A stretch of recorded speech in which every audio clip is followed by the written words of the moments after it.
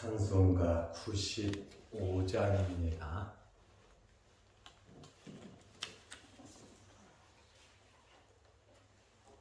찬송가 95장. 나의 기쁨 나의 소망 되시며 나의 생명이 되신 주 밤낮 불러서 찬송을 드려도 늘 아신 마음은 일세 나의 사모하는 선한 목자는 어느 꽃다운 동산에 양의 무리와 늘 함께 가셔서 기쁨을 함께 하실까. 길도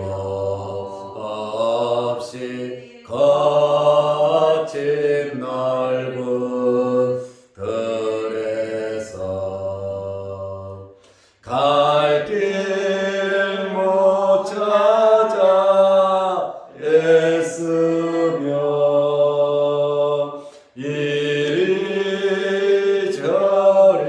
이리저리로 헤매는 내 모양 저원 수조로 하도다.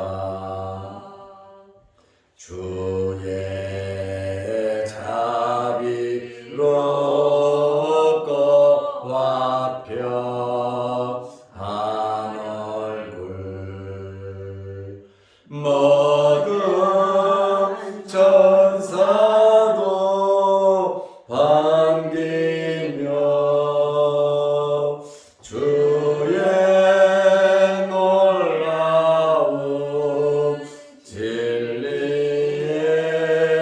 진리의 말씀에 전지가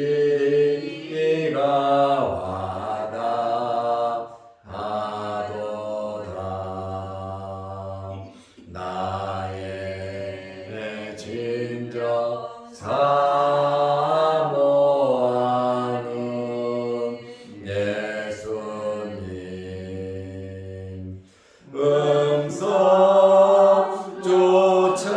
음성조차도 반갑고 나의 생명과 나의 참 소망은 오직 주 예수 분일세.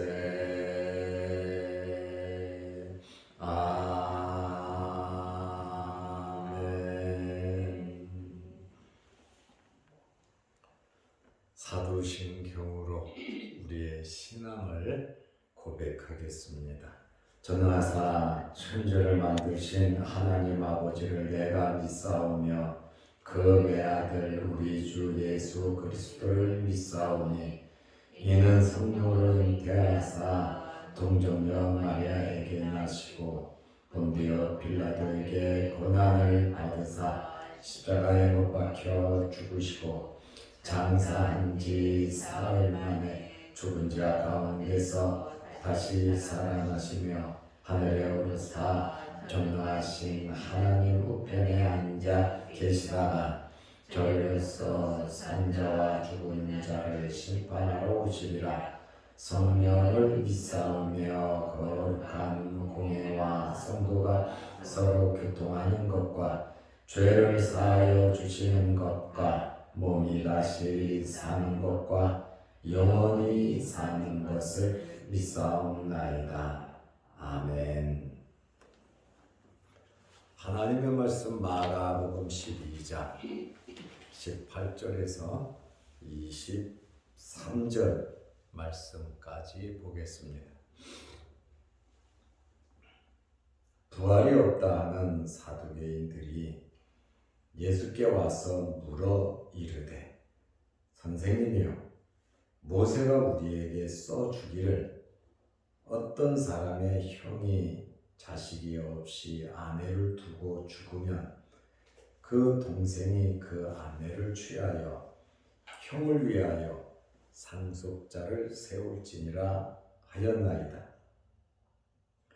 7형제가 있었는데 마지가 아내를 취하였다가 상속자가 없이 죽고, 둘째도 그 여자를 취하였다가 상속자가 없이 죽고, 셋째도 그렇게 하여 7이 다 상속자가 없었고, 최후에 여자도 죽었나이다.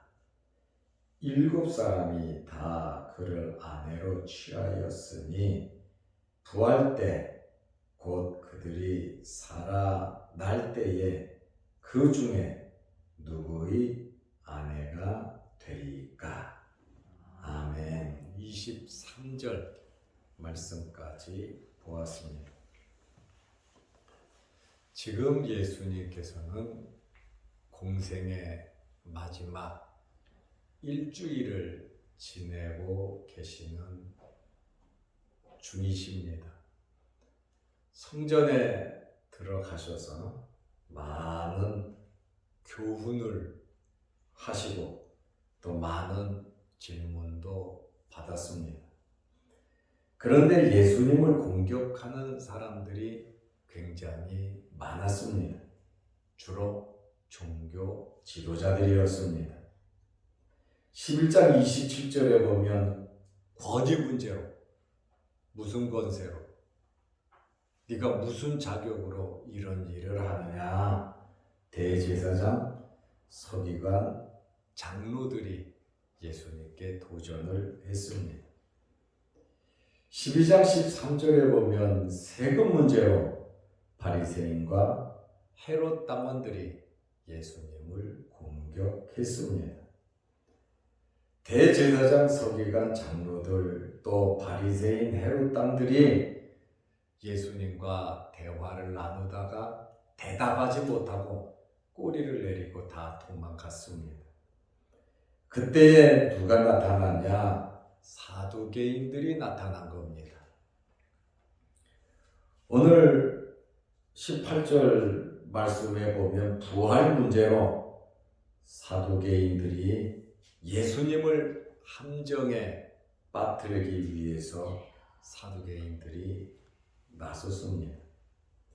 사두개인은 유대의 3대 종파 중에 한 부류입니다. 첫째가 바리새파, 둘째가 사두개파, 셋째가 에센파입니다. 이 사두개인들은 부활도 믿지 않아요. 천사도 믿지 않아요. 천국 지옥도 믿지 않아요. 사람이 죽으면 영과 육이 소멸된다고 하는 이러한 자들입니다. 사도행전 23장 8절에 보면 이는 사두개인은 부활도 없고 천사도 없고 영도 없다 하고 바리새인은 다 있다 함이라. 사두개인들은 자유주의자들입니다.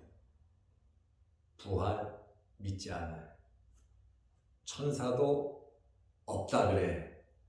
영도 없다 그래. 천국과 지옥도 없다 그럽니다. 사두개인과 바리새인들은 신앙이 교리가 서로 180도 달랐습니다.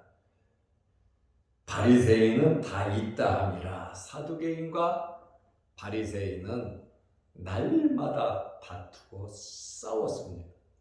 자기들의 교리가 옳다고 당연히 다투고 싸우겠지요. 앙숙관계인데, 그런데 이들이 하나가 될 때가 있었어요. 언제 하나가 됐냐면 예수님을 잡아 죽이는 일에 이 두 부류가 하나가 되었습니다. 그 배후에 누가 있는지 우리는 잘 알 수 있습니다. 이들은 자신들의 잘못된 전통, 부활이 없다고 하는 잘못된 이러한 전통을 합리화하기 위해서 궤변을 들고 신학적인 문제로 예수님을 시험했습니다. 감히 말씀이신 예수님, 메시아이신 예수님, 하나님의 아들이신 예수님을 어떻게 시험할 수 있겠습니까? 그만큼 교만했다는 거예요. 그만큼 영적인 지식이 없다라고 하는 그러한 말씀입니다. 부활이 없다는 사두개인들이 예수님께 와서 대놓고 질문을 했습니다. 마가복음 12장 18절 말씀에 보면 부활이 없다 하는 사두개인들이 부활이 없다고 명백하게 말을 하고 있습니다. 예수께 와서 물어 이르되, 바리새인들과 헤롯 당원들이 세금 문제로 실패한 것을 알고 지금이 기회다, 자신들의 우월성을 드러내기 위해서 우리는 바리새인들보다 더 낫고 정치하는 헤롯 당원들보다 더 낫다고 하는 우월성을 드러내기 위해서 질문을 한 것입니다. 다시 말하면 자기들의 교리가 우월하다는 거예요. 그리고 이참에 예수님을 한 방에 날려보낼 수 있는 자신감이 그들에게 있었습니다. 사두개인들은 유대의 3대 종파지만 숫자가 그렇게 많지 않았습니다. 바리새인들은 굉장히 많았거든요. 서기관들, 그 다음에 장로들, 대부분 바리새인들이었어요. 이 사두개인들은 대부분 부유한 귀족들이고 지배계급이었고 또 제사장 중에 대부분이 사두개인들이었어요. 그러니까 사독의 후손이다 그 말입니다. 이들은 성경 중에 유일하게 모세오경은 인정했지만 다른 성경은 인정하지를 않았습니다. 그리고 이들은 소멸론을 주장하는데 사람이 죽으면 영혼과 육체가 없어진다. 그러니 천국도 없고 지옥도 없는 것이죠. 이제 이 사두개인들이 모세오경으로 부활 문제로 예수님을 시험했습니다. 19절에 보면 선생님이여, 모세가 우리에게 써주기를, 지금 모세오경을 말하고 있습니다. 신명기 25장입니다. 어떤 사람이 형이 자식이 없이 아내를 두고 죽으면 그 동생이 그 아내를 취하여 형을 위하여 상속자를 세울지니라 하였나이다. 수호법입니다. 계대 결혼이죠. 형을 위하여 후사를 세우는 이 수호법은 옛날부터 있었어요. 유다는, 야곱의 아들, 넷째 아들 유다는 모세보다 수백 년 앞선 사람이란 말이에요. 수백 년 앞선 선조지요. 야곱의 넷째 아들 유다에게는 아들이 3명 있었습니다. 첫째가 엘이고, 둘째가 오난이고, 셋째가 셀라입니다. 그런데 큰 아들 엘이 결혼을 하고 부인은 다말인데 엘이 자식을 낳지 못하고 죽었어요. 그래서 유다가 둘째 아들 오난을 형수와 결혼을 시키죠.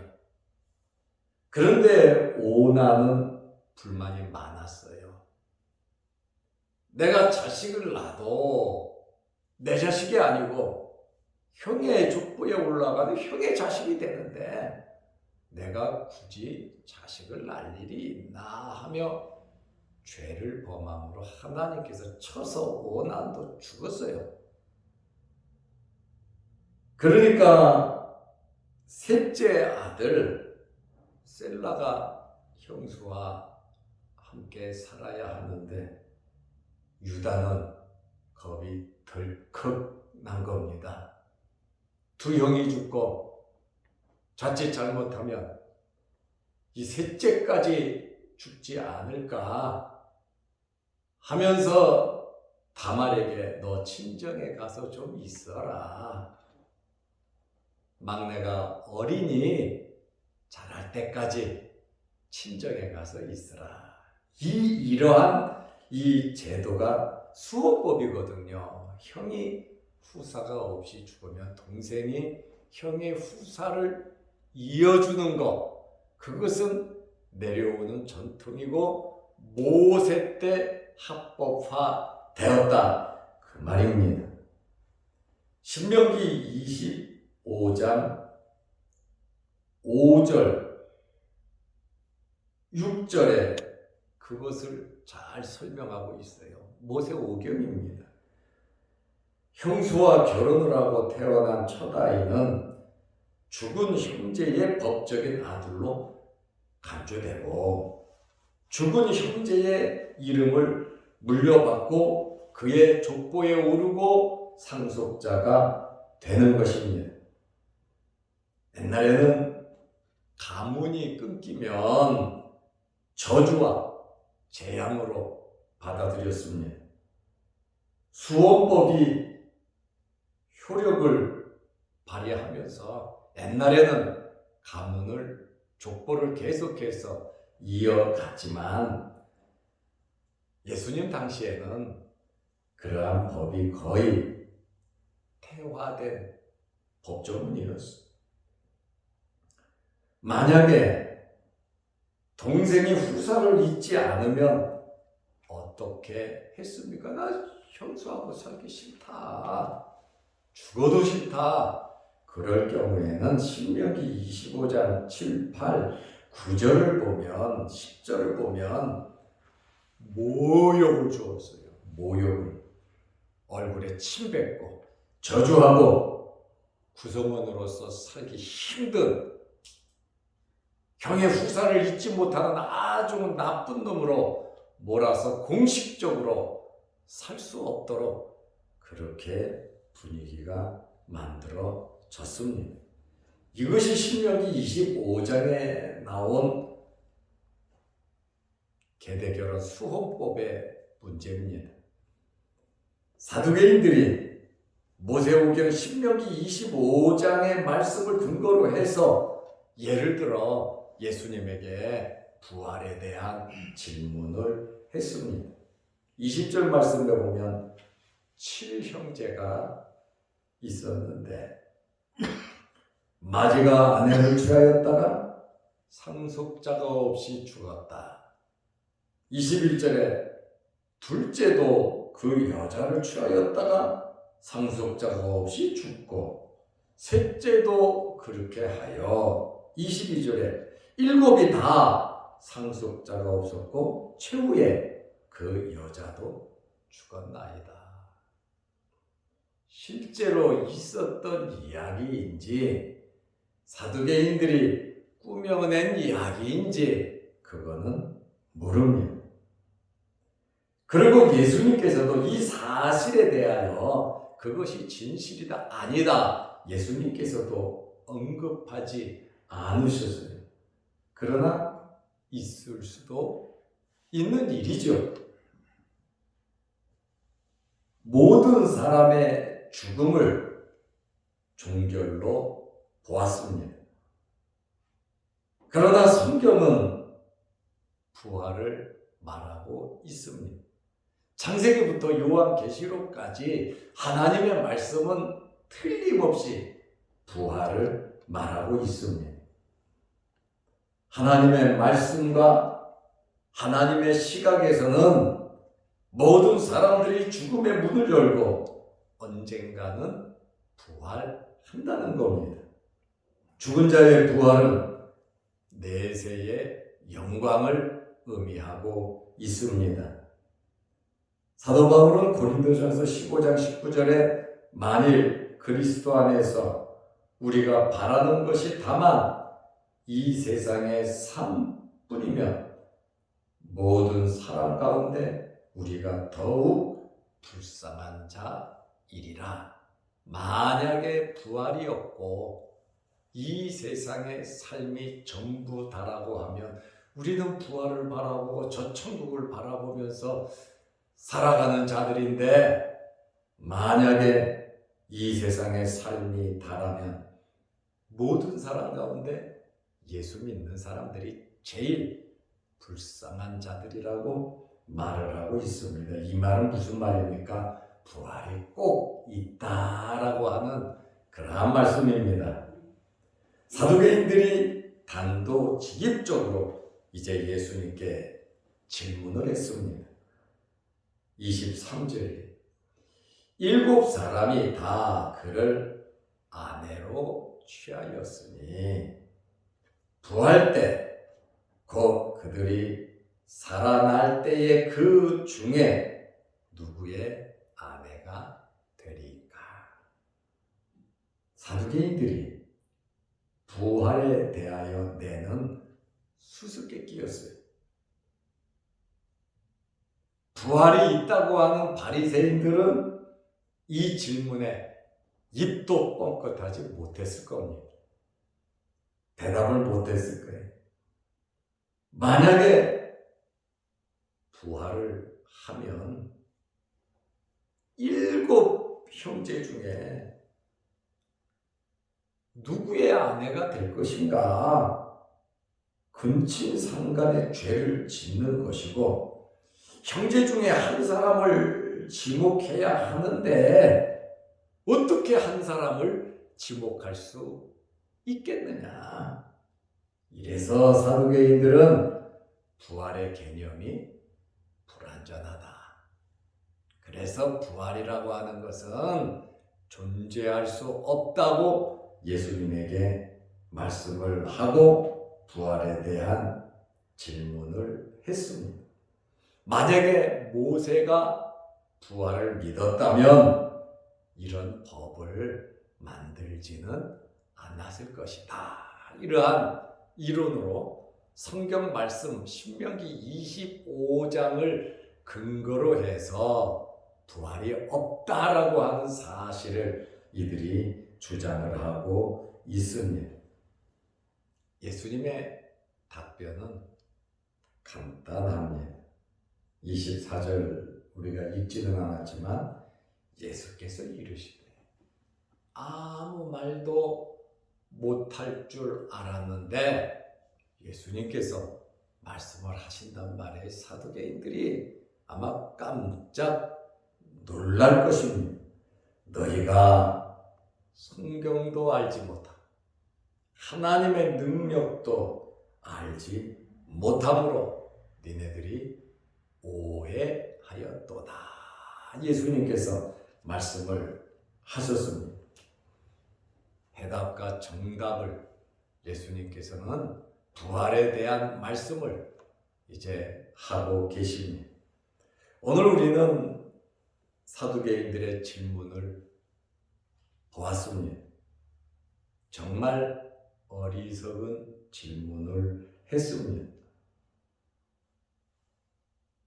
하나님의 말씀도 하나님의 능력도 모르는 자들이라고 예수님께서 대놓고 사두개인들을 나무랬습니다.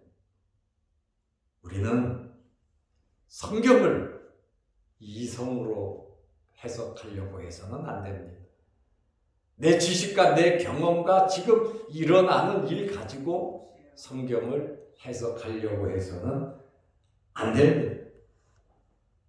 성경을 사람의 논리가 아닌 하나님의 말씀 그대로 우리는 받아들여야 합니다. 예수님께서 하시는 말씀이 너희가 성경도 하나님의 능력도 알지 못하는 거로 오해하였도다. 머리로 지식으로 자기들의 이론으로 성경을 합리화시키는 이러한 일이 없도록 우리는 오직 하나님의 말씀을 그대로 믿고 따르고 순종하는 저와 여러분들의 성경 중심의 신앙인들이 되시기를 바랍니다. 기도하겠습니다. 하나님 아버지, 오늘 새벽에도 우리를 일깨워 주시고 아버지의 전으로 불러주심을 감사합니다. 날씨가 이제 한자릿수로 많이 새벽에는 춥습니다. 오고 가는 길 우리 몸 상하지 않도록 하나님께서 불기둥으로 인도하여 주셔서 훈훈하게 우리를 지켜주시고 건강케 하옵소서. 오늘 이 새벽에도 주의 전에 나와 머리 숙여 기도합니다. 우리의 간절한 기도를 들어주시고 응답하여 주시옵소서. 또한 영상 유튜브를 보면서 함께 예배드리며 말씀으로 은혜를 나누는 성도들에게도 크신 복을 내려 주옵소서. 우리가 예배드리는 일이 가장 중요한 일임을 알고 오늘도 수요일 저녁 예배로 모일 때에도 함께하여 주시고 하나님 앞에 예배 잘 드리는 저희들이 되게 하옵소서. 특별히 육신의 질병으로 어려움을 당하는 성도들이 있사오니 주님께서 머리부터 발끝까지 어루만지시고 깨끗하게 치료하여 주옵소서. 예수님의 이름으로 기도드리옵나이다. 아멘. 하늘에 계신 우리 아버지여, 이름이 거룩히 여김을 받으시오며 나라의 마옵시며 뜻이 하늘에서 이룬 것 같이 땅에서도 이루어지이다. 오늘날 우리에게 일용할 양식을 주옵시고 우리가 우리에게 죄 지은 자를 사하여 준 것 같이 우리 죄를 사하여 주옵시고 우리를 시험에 들게 하지 마옵시고 다만 악에서 구하옵소서. 대리의 나라와 권세와 영광이 아버지께 영원히 있사옵나이다. 아멘. 자유롭게 기도하시기 바랍니다.